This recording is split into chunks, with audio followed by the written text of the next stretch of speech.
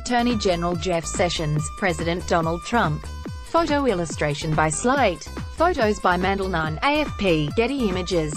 Even the most temperate advocates of law and order should be up in arms over the vindictive firing of the former FBI Deputy Director, Andrew McCabe, on Friday. The president's grotesque touchdown dance tweets over the weekend and his lawyer's similarly grotesque calls to fire special counsel Robert Mueller only emphasized the ugliness of the act. The far more chilling spectacle, however, was the predictable reaction from the president's various Republican lapdogs in Congress. With just a handful of notable exceptions, since Jeff Flake, Lindsey Graham, and John McCain, and if you closed one eye and squinted super hard, House Speaker Paul Ryan, congressional Republicans faced the news that the president and his lawyer are again directly targeting federal law enforcement with a stretch, a ritual licking of the privates, and a resumption of regularly scheduled napping positions. It is now clear that Trump is launching these ever more direct attacks on the legal and intelligence apparatus as trial balloons to get a sense of just how far he can stretch our constitutional democracy before it breaks. Each time Republicans in Congress yawn and scratch, he understands that he can go further. Promises that some committee should probably someday look into some things do not truly register as congressional oversight. It is also plain that the people who have persuaded themselves that they're staying on to check the president's worst impulses and protect what's left of constitutional democracy are kidding themselves. If the Trump administration exits of the past few weeks have revealed anything, it's that you can defy President Trump and be fired, or stay and pander to President Trump and also be fired.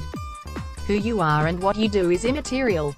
Nobody is really acting as a brake or a check on this president. Everyone's simply enabling him until they are no longer useful. This is, of course, the point. Nobody but Trump matters. Nobody's motive, character, or best instincts are relevant. The entire administration is just a sad heaving mass of interchangeable instrumental parts. Rex Tillerson was eviscerating the Foreign Service as requested, but he still wasn't doing what his boss needed. Just as Trump regularly tests the loyalty of his underlings to see who will lie for him, he also tests them by seeing who will fire their own underlings for him. The result, in the aggregate, isn't a crack team of sober adults moderating a dangerously unpredictable president. It's a crack team of desperate sycophants rendering themselves ever more fungible and fireable. So, to review, supine Congress and supine executive branch. Check. No acknowledgement of what a break the glass moment would look like and no adults in the room. Check. Cue the talk of a rolling constitutional crisis with no clear beginning and no definable end. 538 helpfully provided a primer on constitutional crises last year, in which it outlined 4 possible working definitions of the term. The fourth variant, a crisis in which the institutions of government fail to perform their checking functions, or are deadlocked in efforts to exert control, is likely the crisis we are bracing for or perhaps already mired in. In The Atlantic, Kinta Jurisic and Benjamin Witz offer a clarifying assessment of whether we are in the midst of a constitutional crisis, starting with this caution: the term constitutional crisis gets thrown around a lot, but it actually has no fixed meaning. It's not a legal term of art, though lawyers and law professors, as well as political scientists and journalists, sometimes use it as though it were. Saying that something is a constitutional crisis is a little like saying that someone is going through a nervous breakdown, a term which does not map neatly onto any specific clinical condition, but is evocative of a certain constellation of mental health emergencies.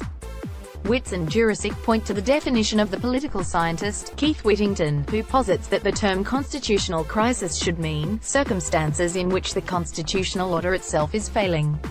Whittington suggests that, for instance, if Mueller were to be fired and congressional Republicans failed to react, we would be in what he calls a crisis of fidelity, in which the constitutional rules tell us what to do but aren't being followed. As the authors are quick to point out, however, even this definition is not entirely helpful when there has been daily corrosion of constitutional norms without it being felt in our daily lives. Moreover, while constitutional crisis may be an apt description of a problem, there is no mechanism for extracting ourselves without public action. Much like a nervous breakdown, there is no prescribed cure. Witz and Jurisic also cite constitutional scholar John Finn and Yale law professor Jack Balkin for another apt term for what we are actually undergoing, which they term constitutional rot.